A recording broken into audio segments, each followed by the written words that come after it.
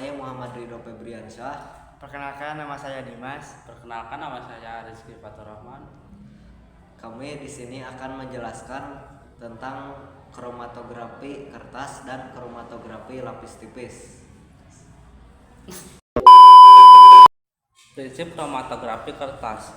Kromatografi kertas dan kromatografi lapis tipis adalah dua teknik pemisahan campuran senyawa menjadi senyawa murninya yang berbeda dalam cara kerja dan aplikasinya. Prinsip kromatografi kertas menggunakan kertas selulosa murni sebagai fase diam.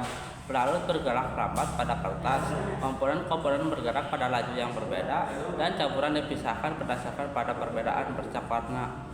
Alat dan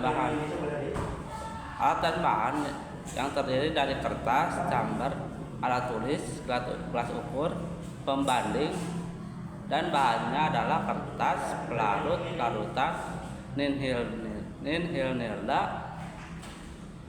Langkah metode kromatografi kertas. Buat garis pada salah satu ujung kertas, teteskan zat yang diuji pada garis ini ditetapkan menjadi garis acuan. Celupkan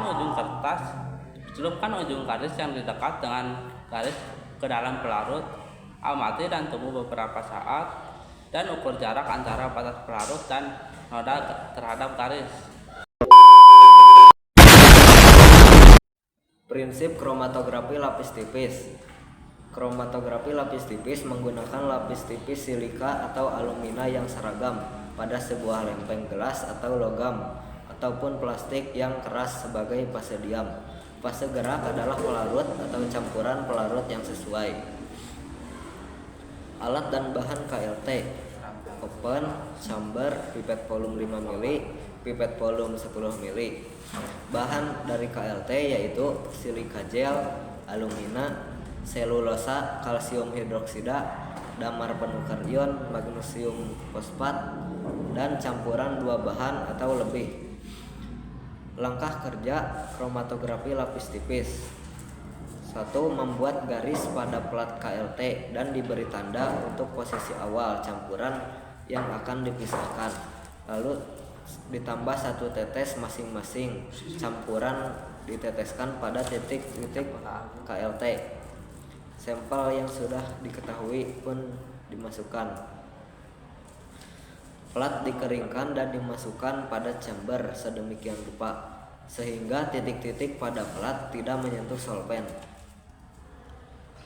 Solvent atau pelarut akan bergerak ke atas berdasarkan gaya kapilaritas pada plat KLT. Pergerakan larutan akan melewati sampel dan akan membawanya ikut ke atas. Proses pemisahan yang terjadi pada KLT didasarkan pada perbedaan parsial komponen sampel antara fase gerak dan fase diam. Komponen memiliki afinitas rendah terhadap fase diam akan mempunyai interaksi dengan fase diam sehingga pergerakan naiknya akan cepat.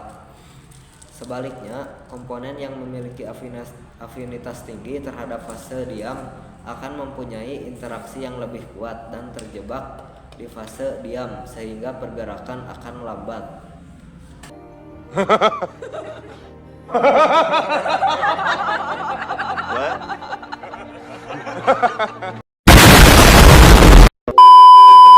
Penjelasan.